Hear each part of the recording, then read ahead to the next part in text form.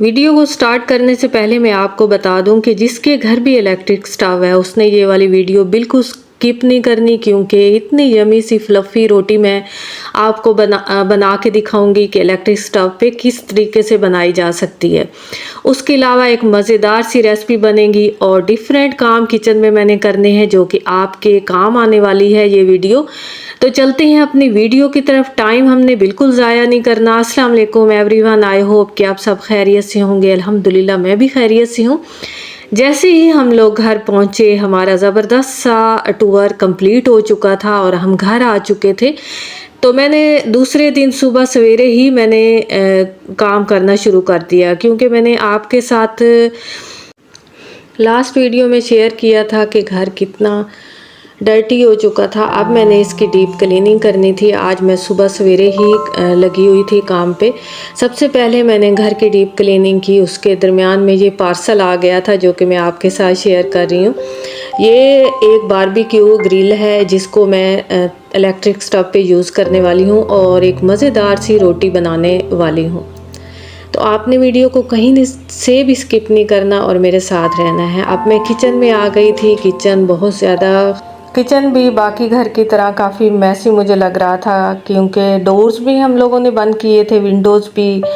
उसके बावजूद पता नहीं मिट्टी कहाँ से अंदर आ गई थी, लेकिन मैं भी मज़े से काम कर रही थी और सुबह से ही मैं लगी हुई थी। अब किचन की बारी आ गई थी और मैं समझती हूँ कि किचन हमारे घर का वो हिस्सा है जहाँ पे सबसे ज़्यादा हमारा टाइम लगता है। चलें जी, किचन तो मेरी नीट क्लीन हो गई। उसके बाद आज मैंने डो बनानी थी। अब क्योंकि मैंने डो मिक्सर मेरे पास है पड़ा और मेरी यही कोशिश होती है कि मैं 1 से 2 टाइम की ही डो बना के रख लूँ। मैं सुबह सवेरे डो बना लेती हूँ, उसके बाद दोपहर में भी वो चल जाती है और सुबह के नाश्ते में भी वो डो आराम से चल जाती है।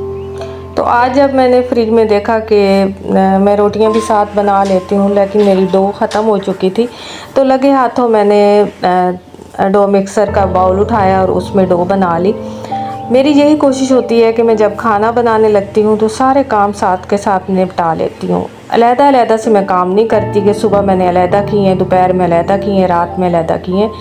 तो इस तरह ये मेरी थोड़ी सी मुझे आसानी हो जाती है कि मुझे थोड़ा रेस्ट का टाइम भी मिल जाता है और मेरे मज़ेदार से खाने भी बन जाते हैं। तो आप भी इसी तरह ही किया करें। सुबह अगर आपने नाश्ता बना लिया है तो कुछ बर्तन वगैरह आपके रखे हुए हैं तो आप उनको वॉश कर लें और बाकी काम छोड़ छाड़ के आप थोड़ा रेस्ट कर लें। 2 से 3 घंटे आप रेस्ट करें, उसके बाद आप उठें और उसके बाद अपने घर की डीप क्लीनिंग करें। चाहे आप किचन में आएँ, कोई भी काम करें तो आपको ज़रा बराबर भी थकावट नहीं होगी और आप आराम से अपने सारे काम निपटा लेंगी।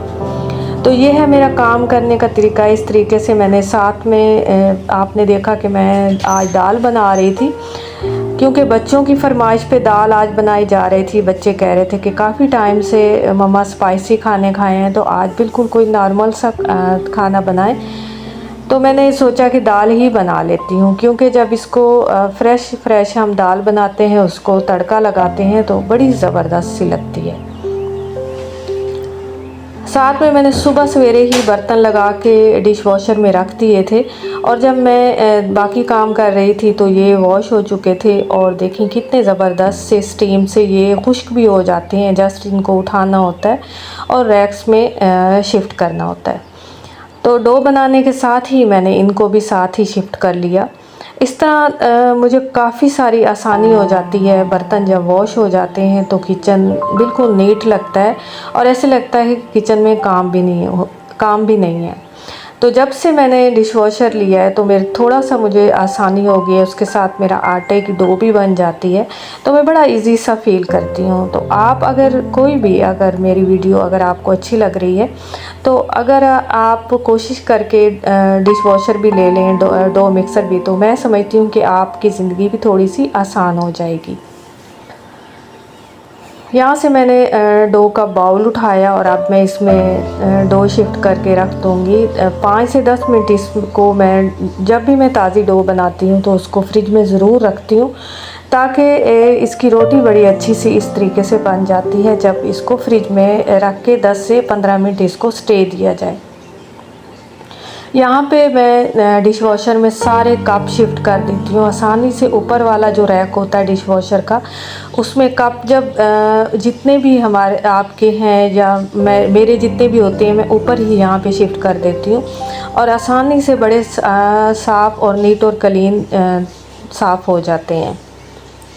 आपको बताने का मकसद ये है कि अगर आपके पास ये वाला डिश वॉशर है तो आप इस तरीके से बर्तन लगा के आप आसानी से आपके पास जितने बर्तन भी हैं आप उनको लोड कर सकती हैं।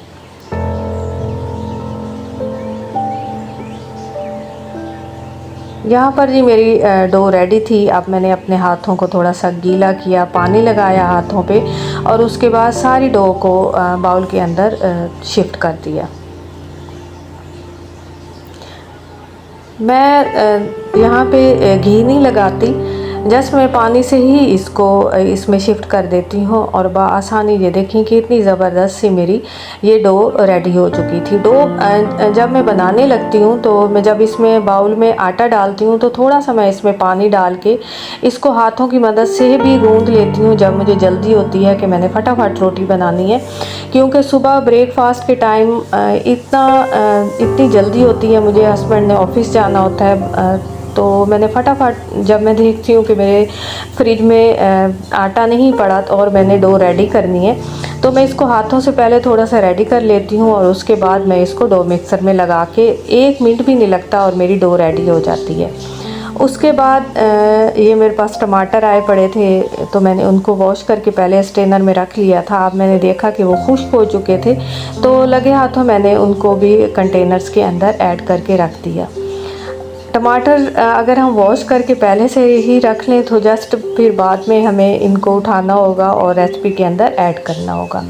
इस तरह के ये छोटे छोटे काम करने से हमें काफ़ी सारी आसानी हो जाती है। आपके साथ शेयर करने का मकसद ही यही होता है कि आपकी ज़िंदगी भी थोड़ी सी आसान हो जाए, क्योंकि मैं समझती हूँ कि हम होम मेकर जितनी भी हैं हम सारा दिन काम करती हैं और थकावट सी हो जाती है। तो यहाँ पे मैं आपसे यही कहूँगी कि आप अपने छोटे छोटे काम मैनेज करके रखा करें तो आपको लगेगा कि आप किचन में आके इंजॉय कर रही हैं और आपको अच्छा लगेगा आप जब काम करेंगी। तो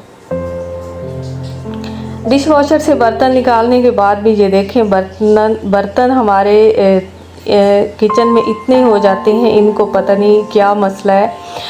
घर में सबसे ज़्यादा बर्तन ही मैसी होते हैं।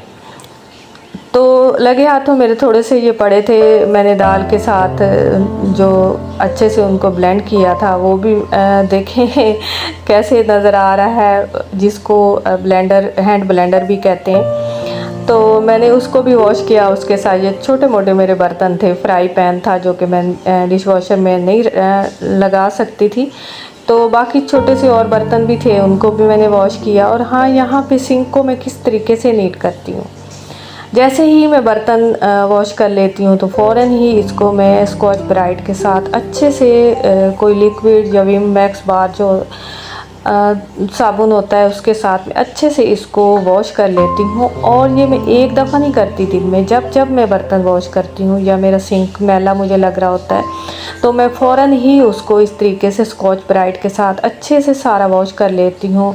उसके साथ मैं टैप को भी वॉश करती हूँ और बाकी इर्द गिर्द का सारा जितनी भी जगह मुझे लग रही होती है कि मैसी पड़ी है तो वो मैं टॉवल यहाँ पे हर वक्त रखती हूँ।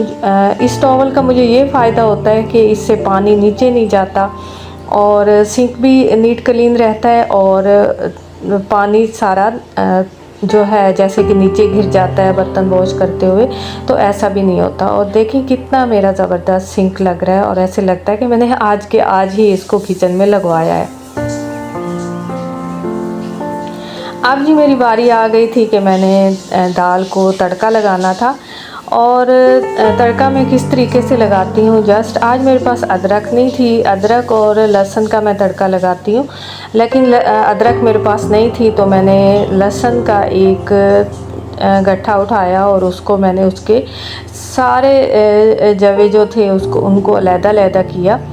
और उसके बाद मैंने इसको अब मैं सोच रही थी कि मैं अब इसको कूट लूँगी। कूटने से पहले आपने देखा हो कि टॉवल मैंने नीचे रखा हुआ है क्योंकि इससे आवाज़ नहीं आती। और अगर आप फ्रेश जिंजर गार्लिक का पेस्ट बनाती हैं तो आप कोशिश किया करें कि इसको नीचे रख लिया करें, इससे आवाज़ नहीं आती और आप पुरसुकून होकर आराम से इसको कूट सकती हैं। अब मैं आराम से इसलिए कूट रही हूँ क्योंकि लहसुन जो है उड़ उड़ के बाहर आ रहा था, तो मेरी कोशिश होती है कि सबसे पहले मैं इसको आराम से कूटूँ ताकि ये सारा अच्छे से कूटा जा सके। और उसके बाद जैसे ही ये सारा मैश हो जाता है तो फिर थोड़ा सा मैं इसको सख्त हाथों के साथ कूट के इसको मैं इतना ज़बरदस्त सा रेडी कर लेती हूँ। अब जी यहाँ पे मैंने एक फ्राई पैन उठाया, उसके अंदर मेरे पास जितना भी जिंजर गार्लिक का पेस्ट था वो मैंने ऐड किया। उस पर मुनासिब मैंने इसमें ऑयल ऐड किया और इसको मैंने आग पे रख दिया। और साथ ही ये देखें मैंने इसको ऐसे ही नहीं रखा सिलबट्टे को, मैंने इसको लगे हाथों मैंने इसको भी अच्छे से वॉश कर लिया है, क्योंकि अगर हम इसको ऐसे ही रख दें तो दूसरे दिन हमें थोड़ी मुश्किल होती है और सारा जितना भी जिंजर गार्लिक का पेस्ट होता है वो इसके साथ लगा पड़ा होता है और मुश्किल होती है वॉश करने में। तो मैं साथ के साथ करने का यही मेरा मकसद होता है कि दूसरे दिन थोड़ी सी मुझे आसानी हो जाए। अगर आप अपने काम साथ के साथ करेंगी तो मैं आपसे दोबारा कहती हूँ कि आप इजी रहेंगी। अब इसको मैं यहाँ रख दूँगी, ये खुश्क हो जाएगा और इससे हमारे जहाँ भी हम रखेंगे स्मेल भी नहीं आएगी और जब दोबारा हम इसको उठाएंगे तो हमें काम करते हुए भी बड़ा अच्छा लगेगा। क्योंकि जब चीज़ें हमारे सामने नीट क्लीन आती हैं तो ऐसे दिल इतना अच्छा हो जाता है कि ज़बरदस्त। उसके साथ ये मेरे पास रोटी वाले रुमाल रखे हुए थे जो कि काफ़ी ख़राब हो चुके थे, तो मैंने इनको उठाया और इनके अंदर मशीन के अंदर डाल दिया। क्योंकि मुझे बिल्कुल किचन जितना भी मैं साफ़ कर लूँ तो उसके बावजूद भी मुझे लगता है कि मेरा किचन गंदा है। और उसकी वजह ये होती है कि जब ये रोटी के रुमाल मैले हों तो मुझे बिल्कुल बुरा लगता है। तो इसलिए मैं साथ उनको भी मैंने डाल दिया ताकि वो भी, क्योंकि आजकल इतनी गर्मी है तो स्पिन तो वो पहले से हो जाते हैं, लेकिन ये है कि जैसे ही हम उनको बाहर निकालते हैं उतार पे डालते हैं तो वो फ़ौरन ही खुश्क हो जाते हैं। तो साथ मैंने वो लगा दिया। इसके लिए मैंने हस्बे मुनासिब मैंने ऑयल लिया और जिंजर गार्लिक के पेस्ट में मैंने ऐड किया और अब मैं इसको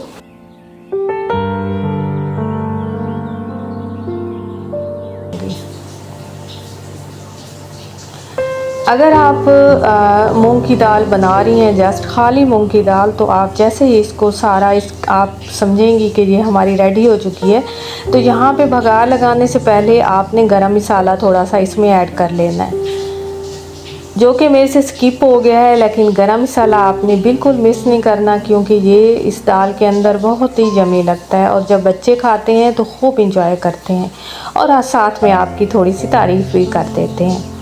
अब मैंने आपसे कहा था कि अगर आपके घर इलेक्ट्रिक स्टव है तो आपको रोटी बनाने में मुश्किल है, तो आपने रोटी किस तरीके से बनानी है, आपने इस तरह का कोई सा फ्रेम ले लेना है। क्योंकि रोटी अगर इसके ऊपर डायरेक्ट हम इसके ऊपर डालते हैं तो रोटी सारी बर्न हो जाती है, कहीं से ज़्यादा और कहीं से कम। तो ये मैं आज ट्राई कर रही थी और ये वाला गैजेट बड़ा ज़बरदस्त मुझे लगा और रोटी भी बड़ी ज़बरदस्त बनी और फ्लफ़ी भी थी और नरम भी थी। तो मुझे तो ये अच्छी लगी है। अगर आपके घर इलेक्ट्रिक स्टव है तो आप भी इसको परचेज़ कर सकती हैं और इस तरीके से अपनी रोटी को पकाते हुए इंजॉय कर सकती हैं। साथ ही मैंने एक पैन लिया और आज मैं तंदूर जैसी रोटी बनाने की कोशिश कर रही थी, क्योंकि मैं काफ़ी टाइम से यूट्यूब या किसी भी सोशल मीडिया पे देख रही थी कि इस तरीके से रोटी बड़ी मज़े की बनती है, तंदूर की बनती है। तो मैंने कहा क्यों ना मैं भी ट्राई करूं। लेकिन मेरे से ये वाला जो मैंने इस तरीके से रोटी बनाई तो बिल्कुल ठीक नहीं बनी और ये फ़र्स्ट एक्सपेरिमेंट मेरा बिल्कुल ठीक नहीं था। तो मैं ट्राई एक दफ़ा और भी करूँगी, लेकिन ये वाला मेरा एक्सपीरियंस बिल्कुल ठीक नहीं था और रोटी नीचे से चिपक चुकी थी। जब मैंने इसको पक तो बिल्कुल अच्छी गई थी, लेकिन ये चिपक गई थी। तो चलें खैर कोई नहीं, एक दफ़ा अगर आपसे अच्छा काम नहीं हो रहा तो आप दूसरी दफ़ा ट्राई करें। आई होप कि आज की वीडियो आपको ज़रूर अच्छी लगेगी। इंशाल्लाह न्यू वीडियो के साथ मैं हाज़िर होंगी। आज के लिए मुझे इजाज़त दें। अपना बहुत सारा ख्याल रखें। Take care. अल्लाह हाफिज़।